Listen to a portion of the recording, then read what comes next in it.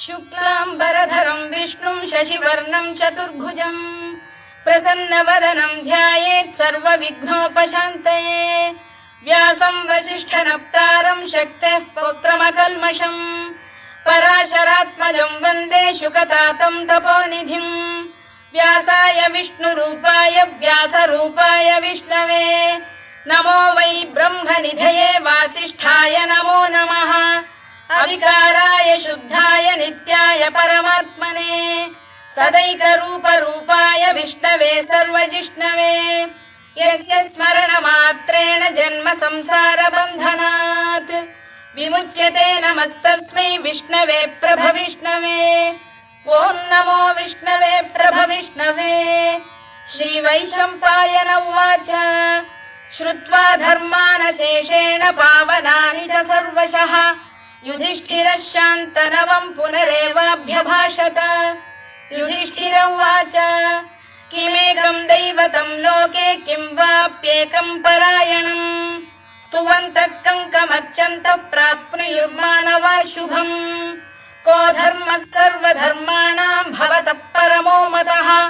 किं जपन्मुच्यते जन्तुर्जन्म संसारबन्धनात्। श्रीभीष्म उवाच जगत्प्रभुं देवदेवमनन्तं पुरुषोत्तमं स्तुवन्नाम सहस्रेण पुरुषः सततोत्थितः तमेव चार्चयन्नित्यं भक्त्या पुरुषमव्ययम् ध्यायन् स्तुवन् नमस्यं च यजमानस्तमेव च अनादिनिधनं विष्णुं सर्वलोकमहेश्वरं लोकाध्यक्षं स्तुवन्नित्यं सर्वदुःखातिगो भवेत्। ब्रह्मण्यं सर्वधर्मज्ञं लोकानां कीर्तिवर्धनं लोकनाथं महद्भूतं सर्वभूतभवोद्भवम् एष मे सर्वधर्माणां धर्मोऽधिकतमो मतः यद्भक्त्या पुण्डरीकाक्षं स्तवैरच्चेन्नरः सदा। परमं यो महत्तेजः परमं यो महत्तपः परमं यो महद्ब्रह्म परमं यः परायणम् पवित्राणां पवित्रं यो मङ्गलानां च मङ्गलम् दैवतं देवतानां च भूतानां यो व्ययः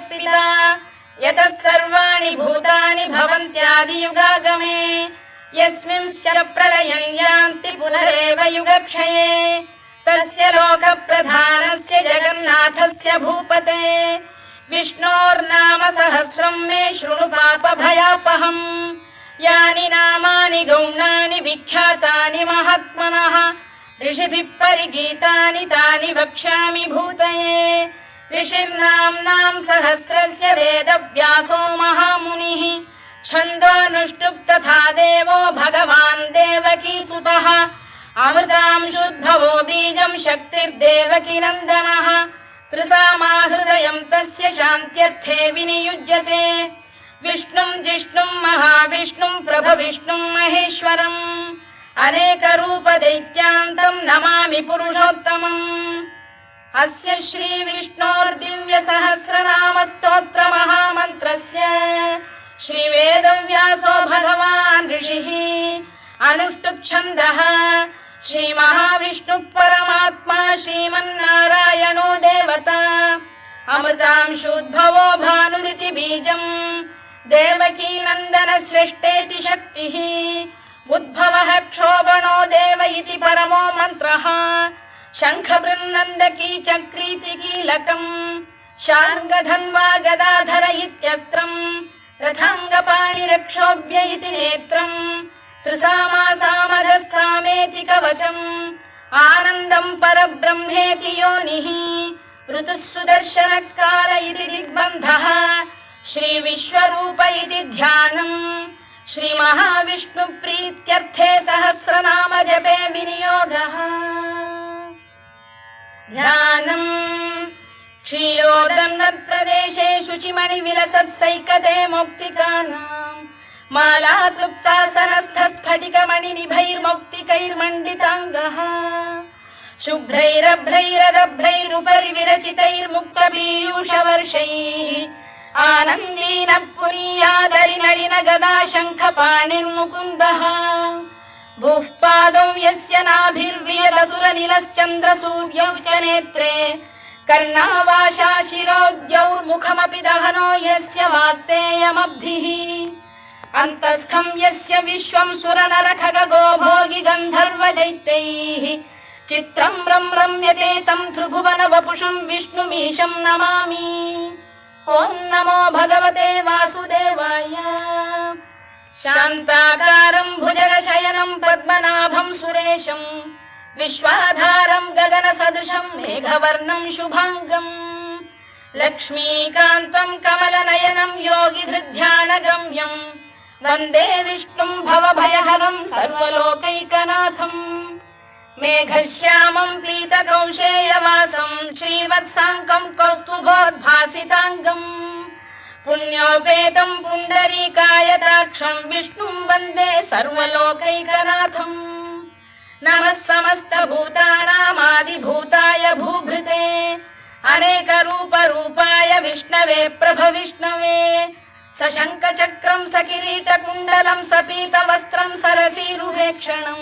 सहारवक्षस्थलशोभिकौस्तुभं नमामि विष्णुं शिरसा चतुर्भुजम्। छायायां पारिजातस्य हेमसिंहासनोपरि आसीनमम्बुदश्याममायताक्षमलङ्कृतम् चन्द्राननं चतुर्बाहुं श्रीवत्साङ्कितवक्षसम् रुक्मिणी सत्यभामाभ्यां सहितं कृष्णमाश्रये।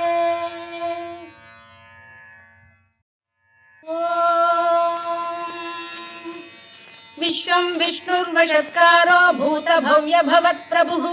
भूतभृद्भावो भूतात्मा भूतभावनः भूतात्मा परमात्मा च मुक्तानां परमागतिः अव्ययः पुरुषः साक्षी क्षेत्रज्ञोऽक्षर एव च योगो योगविदां नेता प्रधानपुरुषेश्वरः नारसिंहवपुः श्रीमान् केशवः पुरुषोत्तमः सर्वशर्व शिवस्थाणुर्भूतादिर्निधिरव्ययः सम्भवो भावनो भर्ता प्रभवः प्रभुरीश्वरः स्वयंभूः शम्भुरादित्यः पुष्कराक्षो महास्वनः अनादिनिधनो धाता विधाता धातुरुत्तमः अप्रमेयो ऋषिकेशः पद्मनाभोऽमर प्रभुः विश्वकर्मा मनुस्पष्टा स्थविष्ठस्थविरो ध्रुवः अग्राह्यः शाश्वतः कृष्णो लोहिताक्षप्रदर्दनः प्रभूतस्त्रिककुब्धाम पवित्रं मङ्गलं परम् ईशान प्राणद प्राणो ज्येष्ठः श्रेष्ठः प्रजापतिः हिरण्यगर्भो भूगर्भो माधवो मधुसूदनः ईश्वरो विक्रमी धन्वी मेधावी विक्रमक्रमः अनुत्तमो दुराधर्षः कृतज्ञः कृतिरात्मवान् सुरेशः शरणं शर्म विश्वरेताः प्रजाभवः अधः संवत्सरो व्याल प्रत्ययः सर्वदर्शनः अजः सर्वेश्वरः सिद्धः सिद्धिः सर्वादिरच्युतः वृषाकपिरमेयात्मा सर्वयोगविनिसृतः वसुर्वसुमनः सत्यः समात्मा संमितः समः अमोघः पुण्डरीकाक्षो वृषकर्मा वृषाकृतिः रुद्रो बहुशिरा बभ्रुर्विश्वयोनिश्चुतिश्रवाः अमृतः शाश्वतस्थाणुर्वरारोहो महातपाः सर्वगः सर्वविद्भानुर्विश्वक्सेनो जनार्दनः वेदो वेदविदव्यङ्गो वेदाङ्गो वेदवित्कविः लोकाध्यक्षः सुराध्यक्षो धर्माध्यक्षः कृताकृतः चतुरात्मा चतुर्व्यूहश्चतुर्दंष्टश्चतुर्भुजः भ्राजिष्णुर्भोजनं भोक्ता सहिष्णुर्जगदादिजः अनघो विजयो जेता विश्वयोनिः पुनर्वसुः उपेन्द्रो वामनः प्रांशुरमोघः शुचिरूर्जितः अतीन्द्रः सङ्ग्रहः सर्गो धृतात्मा नियमो यमः वेद्यो वैद्यः सदा योगी वीरः माधवो मधुः अतीन्द्रियो महामायो महोत्साहो महाबलः महाबुद्धिर्महावीर्यो महाशक्तिर्महाद्युतिः अनिर्देश्य वपुः श्रीमान् अमे आत्मा महाधृधृत् महेश्वासो महीभर्ता श्रीनिवासः सताङ्गतिः अनिरुद्धः सुरानन्दो गोविन्दो गोविदाम्पतिः मरीचिर्दमनो हंसः सुपर्णो भुजगोत्तमः हिरण्यनाभः सुतपाः पद्मनाभः प्रजापतिः अमृत्युः सर्वदृक्सिंहः सन्धाता सन्धिमान् स्थिरः अजो दुर्मर्षणः शास्ता विश्रुतात्मा सुरारिः गुरुर्गुरुतमो धाम सत्यः सत्यपराक्रमः निमिषो निमिषस्रग्वी वाचस्पतिरुदारधीः अग्रणीर्ग्रामणी श्रीमान् न्यायो नेता समीरणः सहस्रमूर्धा विश्वात्मा सहस्राक्षः सहस्रपात् आवर्तनो निवृत्तात्मा संवृतः सम्प्रमर्दनः अधः संवर्तको वह्निरनिरोधरणीधरः सुप्रसाद प्रसन्नात्मा विश्वधृक् विश्वभुग्विभुः सत्कर्ता सत्कृतः साधुर्जह्नुर्नारायणो नरः असंख्येयो प्रमेयात्मा विशिष्टः शिष्टकृच्छुचिः सिद्धार्थः सिद्धसङ्कल्पः सिद्धिदः सिद्धिसाधनः वृषाही वृषभो विष्णुर्वृषपर्वा वृषोदरः वर्धनो वर्धमानश्च विविक्तः श्रुतिसागरः सुभुजो दुर्धरो वाग्मी महेन्द्रो वसुदो वसुः नैकरूपो बृहद्रूपः शिपिविष्टप्रकाशनः ओजस्तेजोद्युदिधरः प्रकाशात्मा प्रतापनः वृद्धस्पष्टाक्षरो मन्त्रश्चन्द्रांशुर्भास्करद्युतिः अमृतांशुद्धवो भानुः शशबिन्दुः सुरेश्वरः औषधम् जगतः सेतुः सत्यधर्मपराक्रमः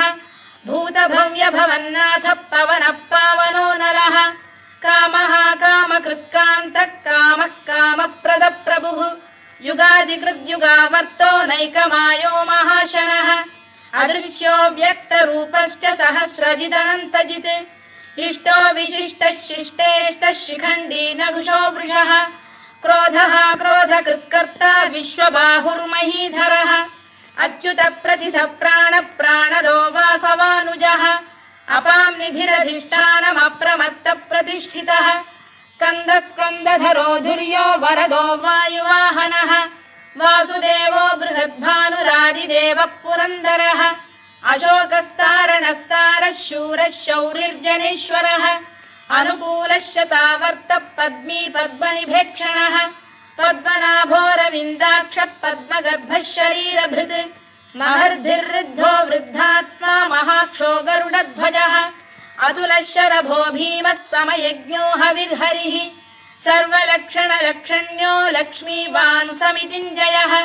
विक्षरो रोहितो मार्गो हेतुर्दामोदरः सः महीधरो महाभागो वेगवानमिताशनः उद्भवः क्षोभणो देवः श्रीगर्भः परमेश्वरः करणम् कारणम् कर्ता विकर्ता गहनो गुहः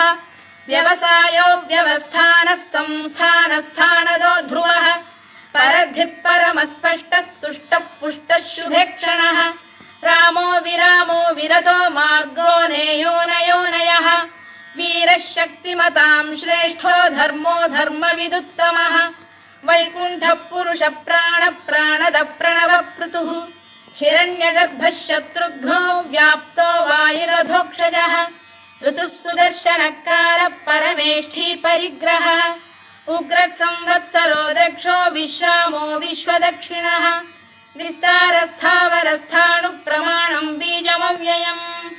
अर्थोऽनर्थो महाकोशो महाभोगो महाधनः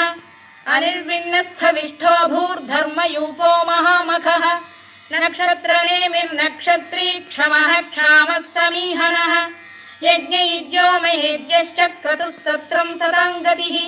सर्वदर्शी विमुक्तात्मा सर्वज्ञो ज्ञानमुत्तमम्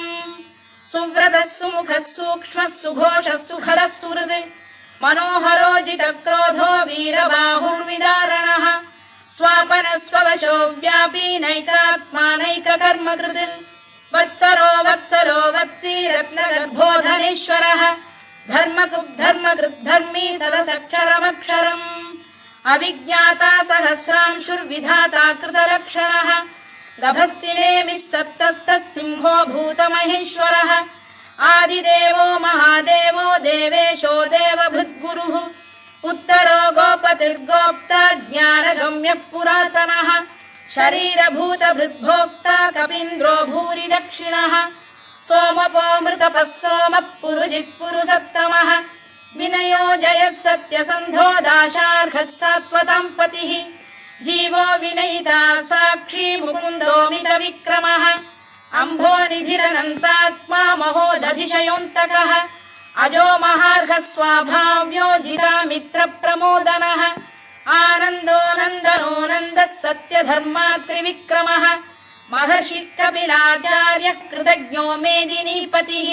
त्रिपदस्त्रिदशाध्यक्षो महाशृङ्गकृतान्तकृत् महावराहो गोविन्दः सुषेणः कनकाङ्गनी गुह्यो गभीरो गहनो गुप्तश्चक्रगदाधरः मेधास्वाङ्गो जितकृष्णो दृढः सङ्कर्षणोच्युतः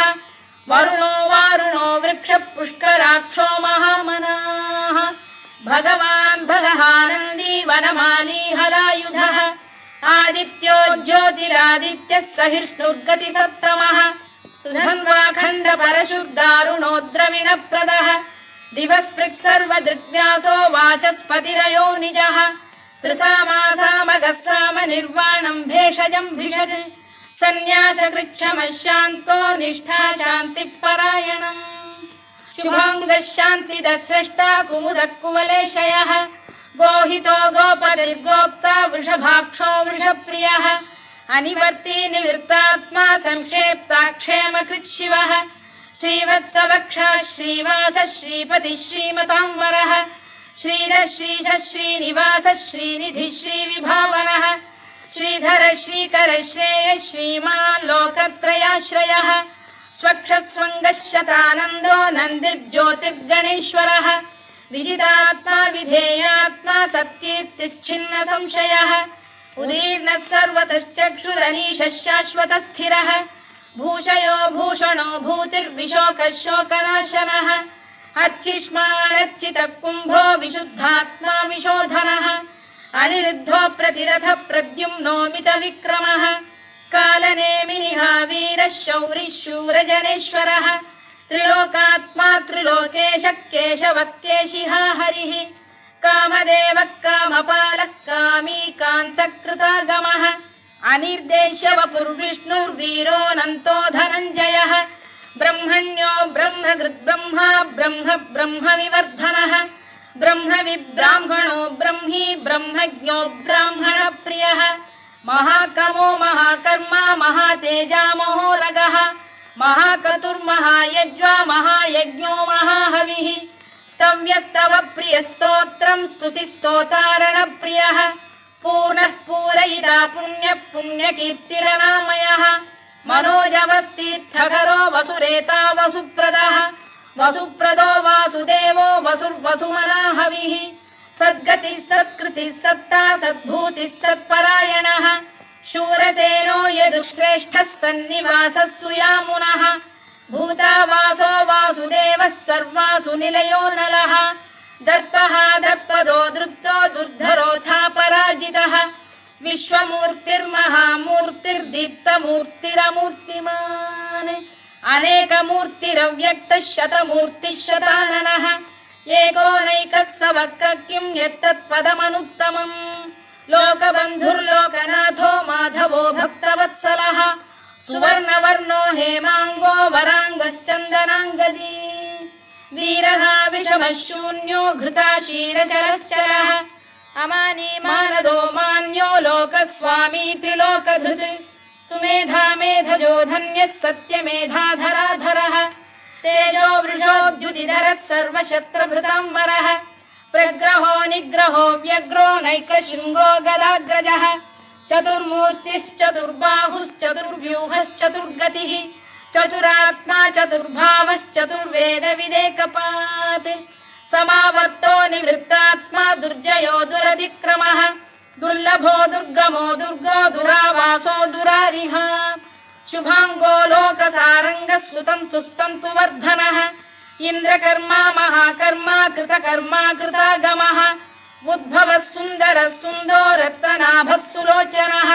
अर्को वाजसनः शृङ्गी जयन्तः सर्वविजयी सुवर्णबिन्दुरक्षोभ्यः सर्ववागीश्वरेश्वरः महाह्रदो महागर्तो महाभूतो महानिधिः कुमुदकुन्दरकुन्दः पर्जन्यः पावनो निलः अमृताशोऽमृतवपुः सर्वज्ञः सर्वतोमुखः सुलभः सुव्रतः सिद्धः शत्रुजिच्छत्रुतापनः न्यग्रोधोदुम्बरोश्चतश्चाणूरान्ध्रैषूदनः सहस्रार्चिः सप्तजिह्वः सप्तैधा सप्तवाहनः अमूर्तिरनघोचिन्त्यो भयकृद्भयनाशनः अणुबृहत्कृशस्थूलो गुणभृन्निर्गुणो महान् अधृतस्वधृतस्वास्य प्राग्वंशो वंशवर्धनः भारभृत्कथितो योगी योगीशः सर्वकामदः आश्रमश्रमणः क्षामः सुपर्णो वायुवाहनः धनुर्धरो धनुर्वेदो दण्डो दमयिता दमः अपराजितः सर्वसहो नियन्ता नियमो यमः सत्त्ववान् सात्विकः सत्यः सत्यधर्मपरायणः अभिप्रायप्रियार्होः प्रियकृत्प्रीतिवर्धनः विहाय सगदिर्ज्योतिः सुरुचिर्पुतभुग्विभुः रविर्विरोचनः सूर्यः सविता रविलोचनः अनन्तो हुतभुग्भोक्ता सुखदो नैकजोऽग्रजः अनिर्विण्णः सदामर्षी लोकाधिष्ठानमद्भुतः सनातनतमः कपिलः कपिरव्ययः स्वस्तिदः स्वस्तिकृत् स्वस्तिः स्वस्ति भुक् स्वस्ति दक्षिणः आरौद्रः कुण्डली चक्री विक्रम्यूर्जितशासनः शब्दातिगः शब्दसः शिशिरः शर्वरीकरः अक्रूरपेशलो दक्षो दक्षिणः क्षमिणां वरः विद्वत्तमो वीतभयः पुण्यश्रवणकीर्तनः उत्तारणो दुष्कृतिः पुण्यो दुःस्वप्ननाशनः वीरः रक्षणः सन्तो जीवनपर्यवस्थितः अनन्तरूपोऽनन्तश्रीर्जितमन्युर्भयापहः चतुरश्रो गभीरात्मा विदिशो व्यादिशो दिशः अनादिर्भूर्भुवो लक्ष्मी सुवीरो रुचिराङ्गदः जननो जनजन्मादिर्भीमो भीमपराक्रमः आधारनिलयो धाता पुष्पहास प्रजागरः ऊर्ध्वरः सत्पथाचार प्राणद प्रणवप्रणः प्रमाणं प्राणनिलय प्राणभृत् प्राणजीवनः तत्त्वं तत्त्वविदेकात्मा जन्म मृत्युजरातिगः भूर्भुवः स्वस्तरुस्तारः सविता प्रपितामहः यज्ञो यज्ञपतिर्यज्वा यज्ञाङ्गो यज्ञवाहनः यज्ञभृद्यज्ञकृद्यज्ञी यज्ञभुग्यज्ञसाधनः यज्ञान्तकृद्यज्ञगुह्यमन्नमन्नाद एव च आत्मयोनिः स्वयं जातो वैखानः सामगायनः देवकीनन्दनः स्रष्टा क्षितीशः पापनाशनः शङ्खबृन्नन्दकी चक्री शार्ङ्गधन्वा गदाधरः रथाङ्गपाणिरक्षोभ्यः सर्वप्रहरणायुधः सर्वप्रहरणायुध ॐ नम इति वनमाली गरीशाङ्गी शङ्खी चक्री च नन्दकी श्रीमान्नारायणो विष्णुर्वासुदेवोऽभिरक्षतु